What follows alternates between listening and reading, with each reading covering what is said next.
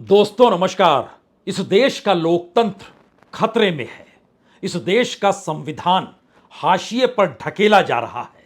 इस देश के भीतर में गरीब तबका हो, पिछड़ा तबका हो, दलित हो, आदिवासी हो, अल्पसंख्यक समुदाय यानी मुस्लिमों की तादाद हो, सबके साथ इस दौर की राजनीति ने सिवाय फरेब के कुछ भी नहीं किया। और जनता ने शायद यही सब मुद्दों को जहन में रखा और एक झटके में जिस व्यक्ति जिस चेहरे के इर्द गिर्द समूची राजनीति चल रही थी उसे ही चुनाव में हरा दिया। तो राजनीतिक तौर पर ही नहीं बल्कि नैतिक तौर पर भी 2024 के लोकसभा का चुनाव यही संदेश देता है कि इस चुनाव में किसी की जीत हुई नहीं है बल्कि यह नरेंद्र मोदी की हार है। यानी एक ऐसी हार जो नैतिक तौर पर हार है। अब इसके बाद इंडिया गठबंधन को क्या करना चाहिए? कमोवेश इसी लकीर पर चलते हुए आज तकरीबन 2.5-3 घंटे तक इंडिया गठबंधन की बैठक चलती रही, मंथन होते रहा। और उसके बीच से पता नहीं विष हो या आप कहें अपने तौर पर जो स्वाद आपके जहन में आ रहा हो, क्योंकि इस दौर में अमृत तो कहीं बचा हुआ है नहीं।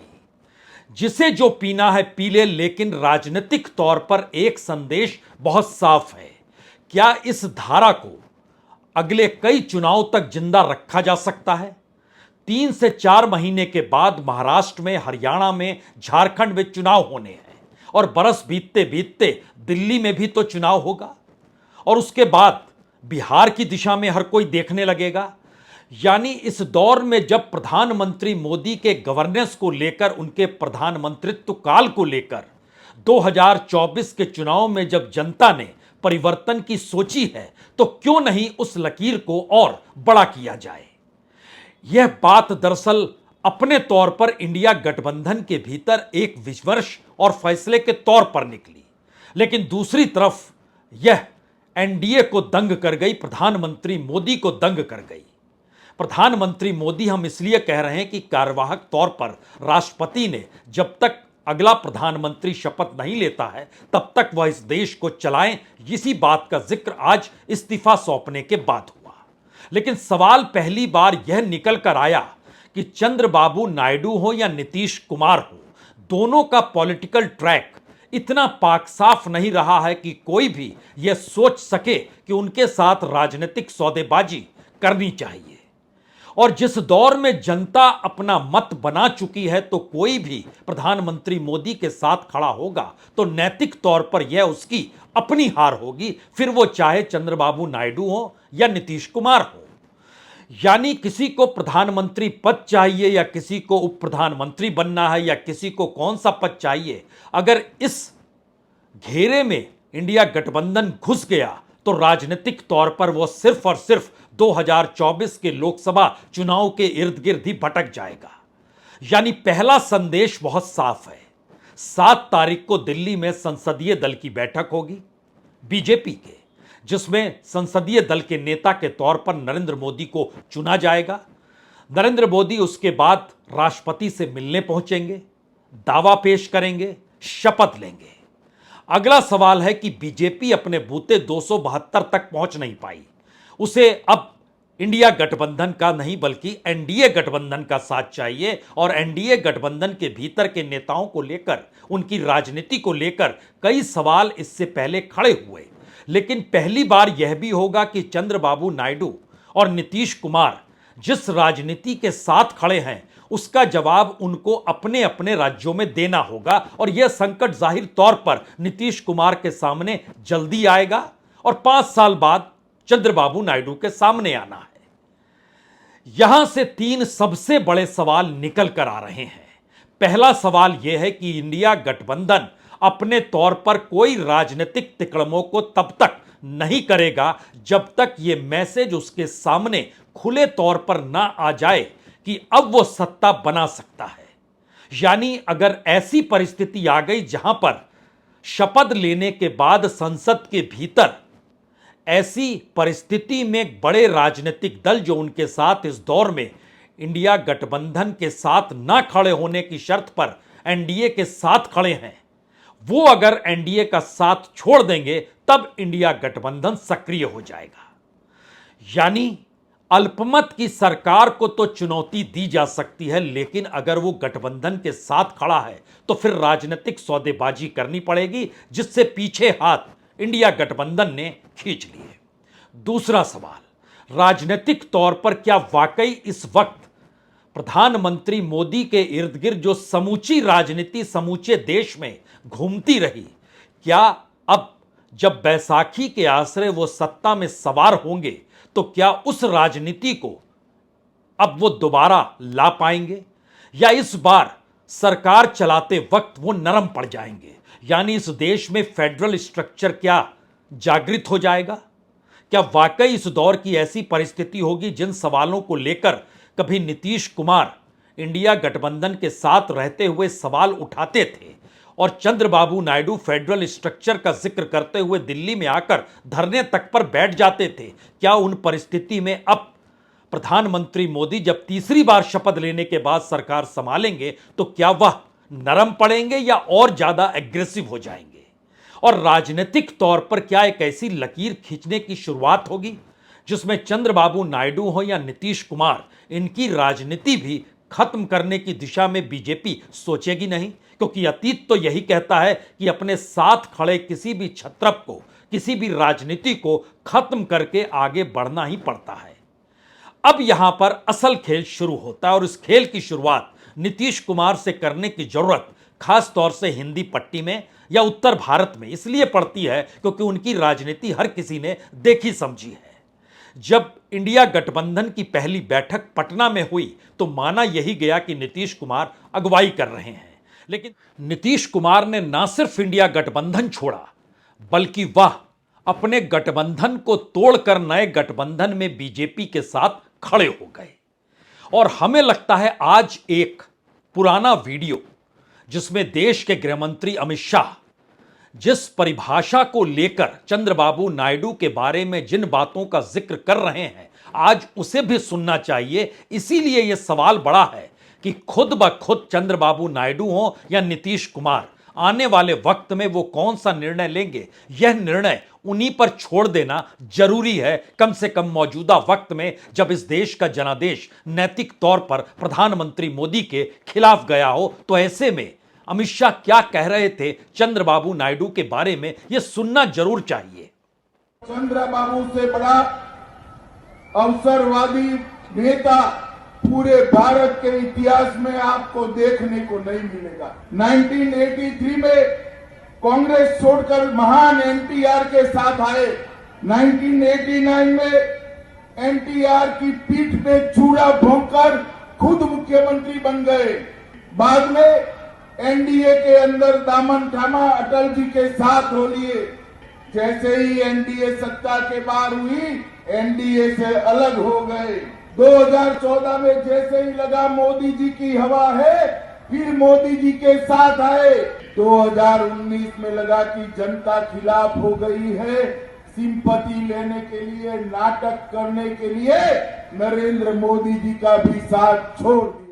यानी कोई भी कभी भी किसी के साथ भी खड़ा हो सकता है अगर उसे राजनीतिक सत्ता बरकरार रखनी है या सत्ता की मलाई खानी है। यह संदेश भारत की राजनीति में बिल्कुल पाक साफ तरीके से पटा पड़ा है।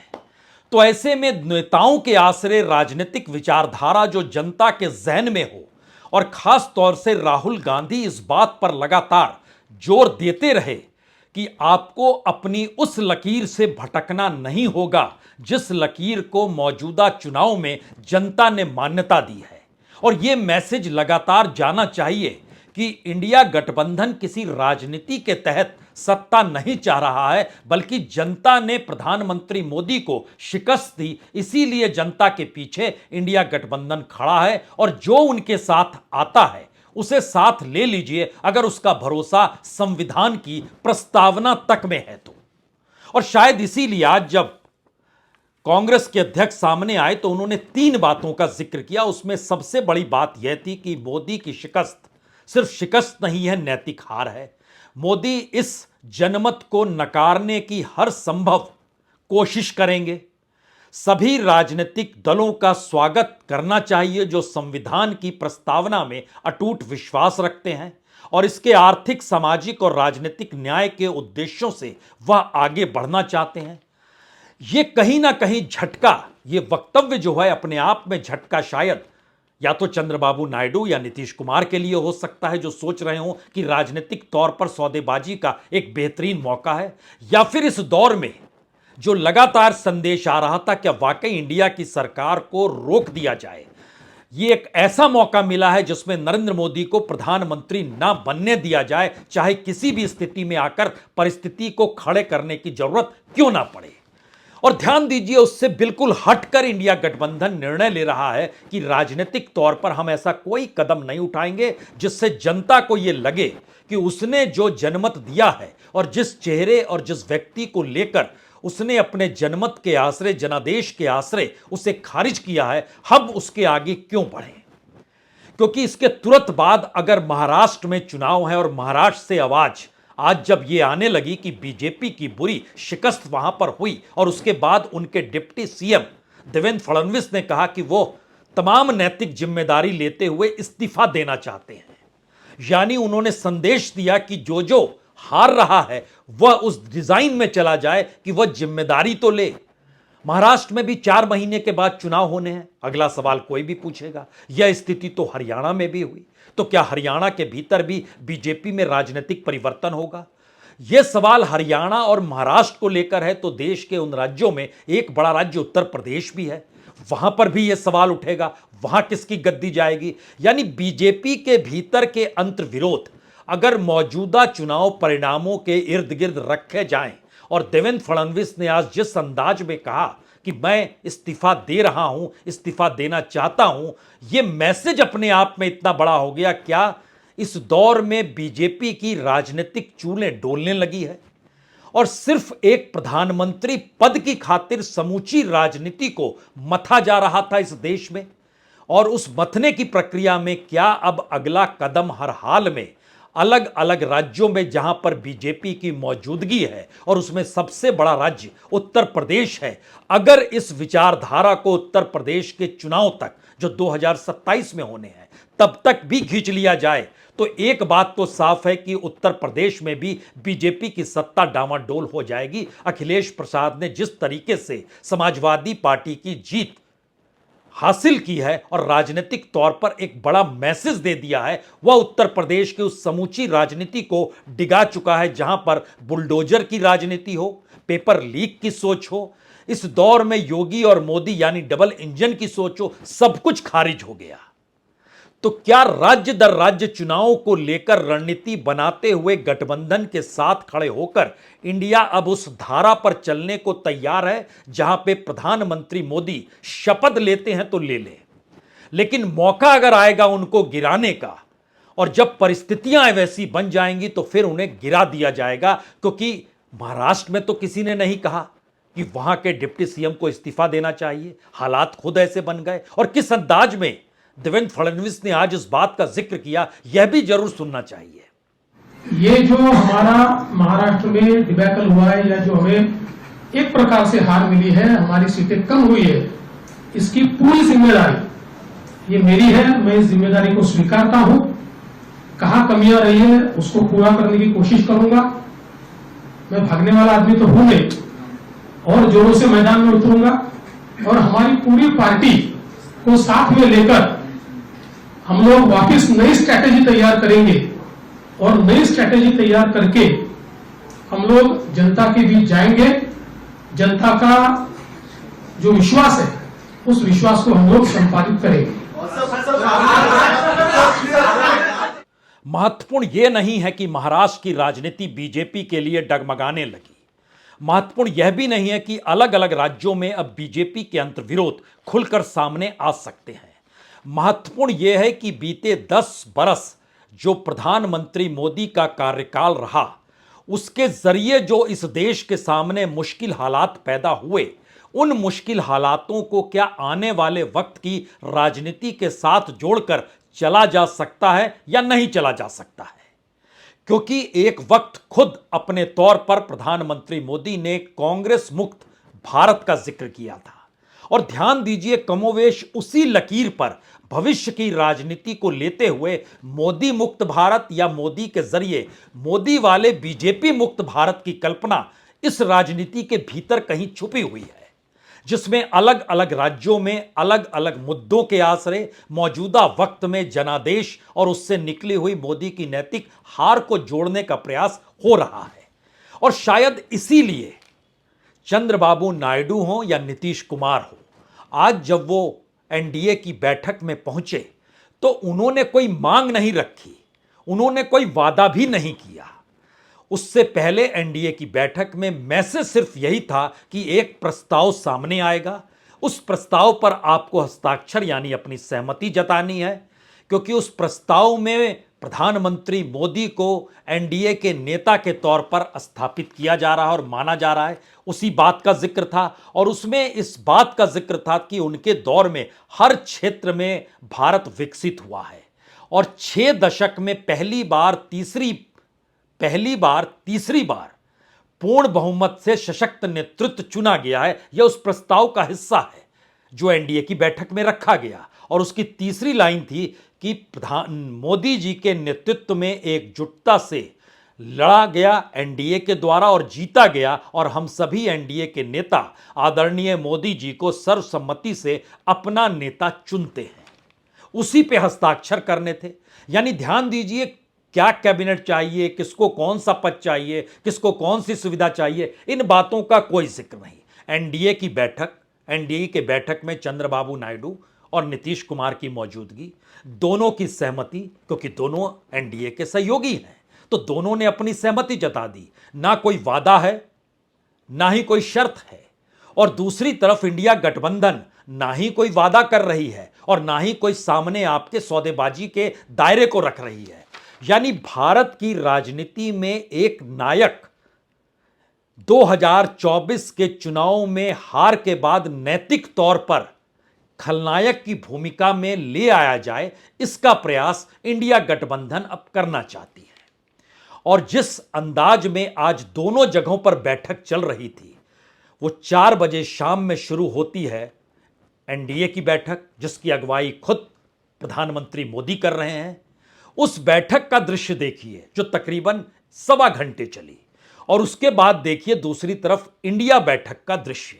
यह बैठक तकरीबन 2.25 घंटे चली और इन दोनों बैठकों को देखते वक्त यह खुद समझ जाएंगे कि दरअसल एक तरफ उस जनता की मौजूदगी और जनता की मौजूदगी के अंदाज में इंडिया गठबंधन के लोगों की बैठक हो रही है और दूसरी तरफ सत्ता की बैठक है जो आने वाले वक्त में सत्ता के साथ खड़े होकर सरकार बनाने की दिशा में बढ़ रही है।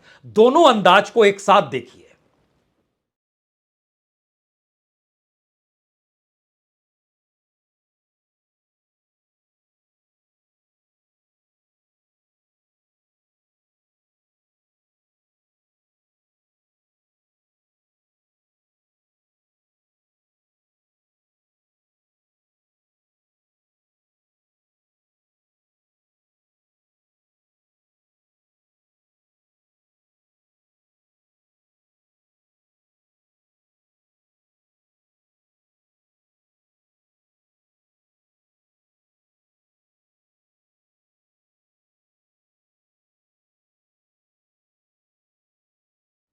जाहिर है इन दोनों बैठकों को देखते वक्त आपके जहन में 3 सबसे महत्वपूर्ण और सबसे बड़े सवाल जरूर रेंग रहे होंगे। पहला सवाल तो यही होगा, क्या इंडिया गठबंधन ने घुटने टेक दिए? क्योंकि भारत की जनता ने एक मौका दिया कि आप किसी भी हालत में तीसरी बार नरेंद्र मोदी को प्रधानमंत्री बनने नहीं दीजिए। और राजनीतिक तौर पर अंतर्विरोध को समेटे हुए इंडिया गठबंधन क्या उस दिशा में इसलिए नहीं बढ़ पाया क्योंकि अलग अलग राज्यों की अलग अलग राजनीति में पहली बार छत्रपों की अपनी राजनीति भी दांव पर लगी है और सभी के सामने बीजेपी ही खड़ी है।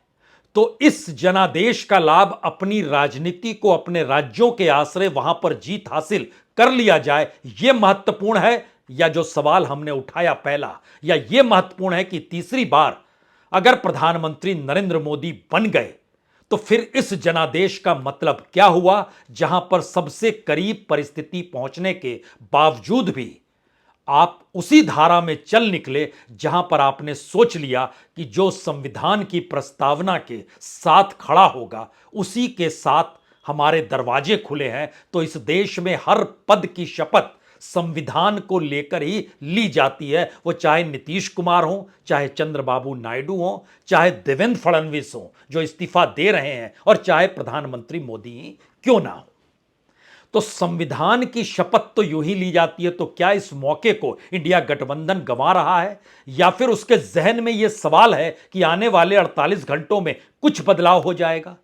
यह एक हाइपोथेटिकल स्थिति है। दूसरी परिस्थिति, इसकी गारंटी कौन लेगा कि बैसाखियों पर चलने वाली सरकार जो इस वक्त नरेंद्र मोदी के कमजोर होकर तीसरी बार प्रधानमंत्री बनाने की दिशा में ले जा रही है, वो कमजोर प्रधानमंत्री के तौर पर काम करेंगे या कहीं ज्यादा एग्रेसिव तरीके से उस राजनीति को साधेंगे जो बीते 10 बरस में उन्होंने की, और अब चूंकि कमजोर हो गए हैं तो कहीं ज्यादा तीखे तरीके से भारत की उस राजनीति को प्रभावित करेंगे जिसका विरोध इंडिया गठबंधन कर रहा है। यानी यह परिस्थिति और नाजुक होगी। और तीसरा सवाल है, क्या इन तमाम परिस्थितियों के बीच भारत की राजनीति फंस चुकी है, जो नहीं जानती है कि उसे क्या करना है, जिसे नहीं पता है कि राजनीतिक सत्ता अगर ना रहे तो नैतिक बल के आश्रय सत्ता को कैसे डिगाया जा सकता है? या फिर एक ऐसी परिस्थिति आकर खड़ी हो गई है जब सब कोई जानता है कि इस देश में कॉरपोरेट की हिस्सेदारी सत्ता के साथ कितनी बड़ी है, किस तरीके से इस देश की संपत्ति को बेचा गया, किस तरीके से भारत के भीतर बेरोजगारी 45 बरस में सबसे ज्यादा हो गई, किस तरीके से महंगाई जबरदस्त है लेकिन सरकार ने आंखें मूंद ली हैं। इस दौर में क्या जो स्ट्रक्चर इस देश के भीतर खड़े हुए, उन सीमेंट के स्ट्रक्चर के समानांतर इस देश के संस्थानिक स्ट्रक्चर ढहते चले गए लेकिन किसी ने उफ तक नहीं किया?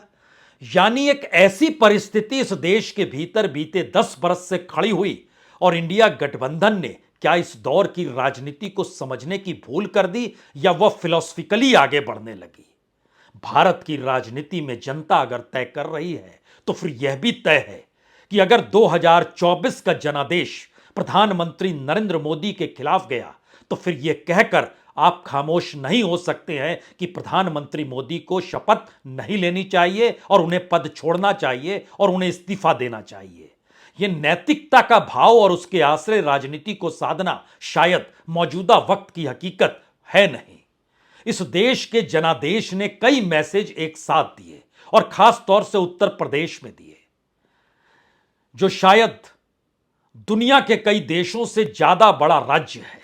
उस राज्य के भीतर का संदेश भी क्या इस दौर में हर किसी ने भुला दिया, या फिर राहुल गांधी जो देश को नाप रहे थे, वो चाहे भारत जोड़ो यात्रा से निकली हुई परिस्थिति हो या न्याय यात्रा के आश्रय इस देश की बदहाली मुफलिसी हो, और जो वादे इस दौर में किए गए, तो जरा कल्पना कीजिए इस देश के जो 234 सांसदों को जिताया गया जो इंडिया गठबंधन से जुड़े हैं, उनको जिताने वाली जो जनता होगी वह क्या सोच रही होगी, और उसके जहन में कौन से सवाल होंगे।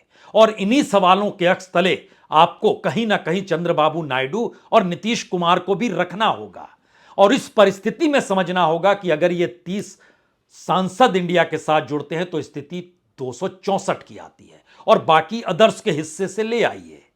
यानी इस देश में आधे से ज्यादा जनता या आवाम अपने तौर पर बीजेपी के साथ नहीं है, उसके हिस्से में तो सिर्फ 240-42 सांसद ही आए हैं। यानी एक ऐसी परिस्थिति की 2019 की तुलना में वोट परसेंट भी इस बार 1% कम हो गया।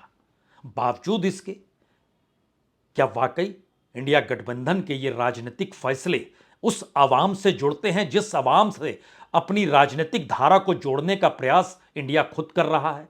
ये सारे सवाल इसलिए महत्वपूर्ण हैं क्योंकि इन बातों को तो प्रधानमंत्री मोदी ने भी नहीं सोचा कि इस तरीके से राजनीतिक सौदेबाजी होगी नहीं और उनके लिए रास्ता साफ हो जाएगा।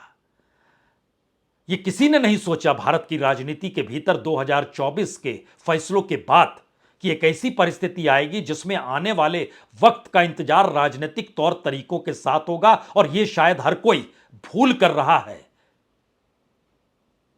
कि कोई कमजोर होने के बाद कमजोरी के साथ सत्ता चलाता है।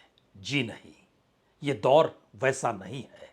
कमजोर होकर खुद को मजबूत बनाने की दिशा में जब कदम बढ़ते हैं तो कौन कौन शिकार होता है, और वो सबसे पहले शिकार होता है जो कि इस मुगालते में जीता है कि दरअसल उसी के सहारे सरकार चल रही है। बाकी आप सब कुछ समझ चुके हैं। बहुत बहुत शुक्रिया, बहुत बहुत शुक्रिया।